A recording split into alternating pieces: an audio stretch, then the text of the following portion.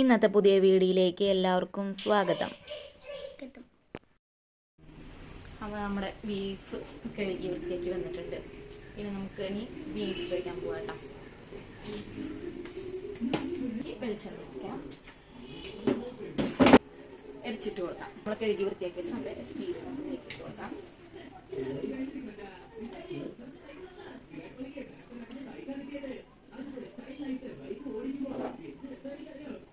ഇട്ടതിന് ശേഷം നമുക്ക് നമ്മൾ അരിഞ്ഞ് സെറ്റ് ചെയ്ത് വെച്ചിട്ടുള്ള സവോള, പച്ചമുളക്, ഇഞ്ചി, വേപ്പില, ചെറുള്ളി ഇട്ട് കൊടുക്കാം.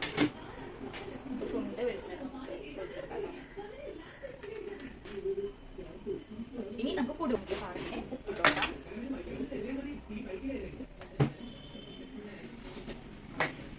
മുളക് പൊടി കൊടുക്കാം,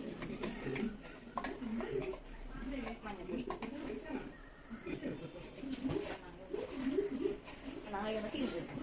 എന്താ പറയാ, മസാലപ്പൊടി ചേർത്ത്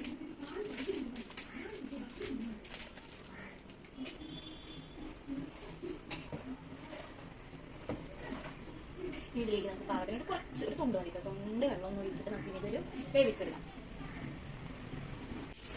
അപ്പൊ നമ്മൾ വേവിക്കാൻ ചെയ്തതിന് ശേഷം നമ്മൾ ഉള്ളിയും വെളുത്തുള്ളിയും വേപ്പിലയും കൂടി ഇട്ട് നന്നായി അരിഞ്ഞ് ചതച്ച് വെച്ചിട്ടുണ്ട്. അല്ല, അരിയല്ല, ചതച്ച് വെച്ചിട്ടുണ്ട് കേട്ടോ. നമുക്കിത് അത് വെന്ത് കഴിഞ്ഞാൽ നമുക്കത് ഓഫ് ചെയ്തിട്ട് വെന്തുണ്ടോ നോക്കിയിട്ട് നമുക്കിത് വെച്ചിട്ട് കാച്ചാം. അപ്പൊ നമ്മുടെ ബീഫ് നന്നായി വെന്തിട്ടുണ്ട് കേട്ടോ. ഇത് കാച്ചാം.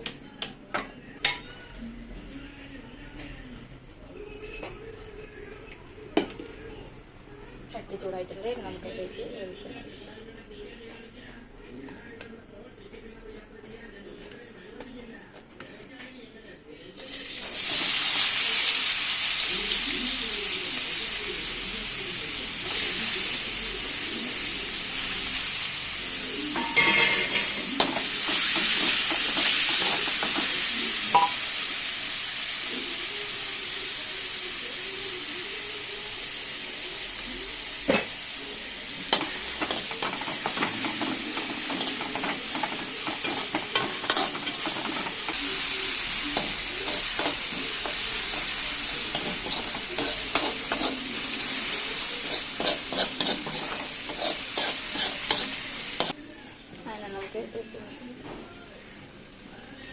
മഞ്ഞൾപ്പൊടി ഇട്ട് കൊടുക്കാം.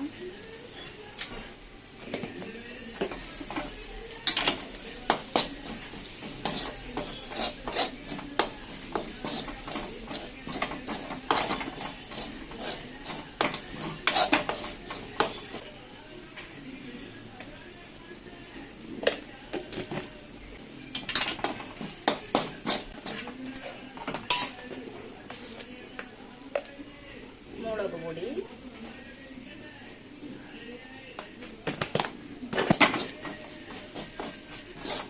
മസാലപ്പൊടി ചേർത്ത് കൊടുക്കാം.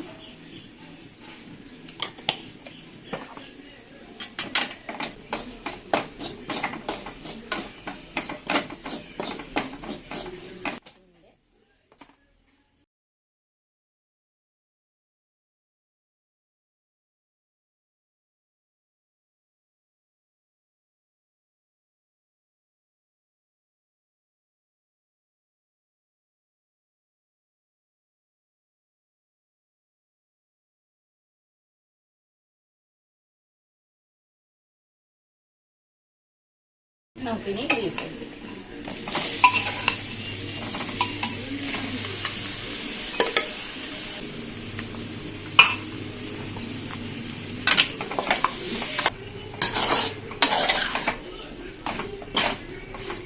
നന്നായി ഇങ്ങനെ നേരത്തെ ഇറക്കി നിൽക്കുക. 2 മിനിറ്റ് ഒന്ന് നന്നായി അവരെ മിക്സ് ചെയ്ത് ഇങ്ങനെ എടുക്കുക.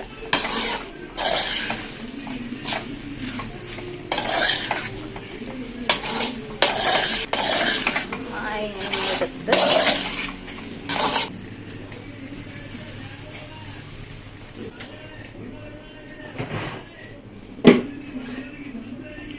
അപ്പൊ നമ്മുടെ ബീഫ് നന്നായി റോസ്റ്റ് ചെയ്ത് വെച്ചിട്ടുണ്ട്. ഇനി നമുക്കിത് സെർവ് ചെയ്യാം.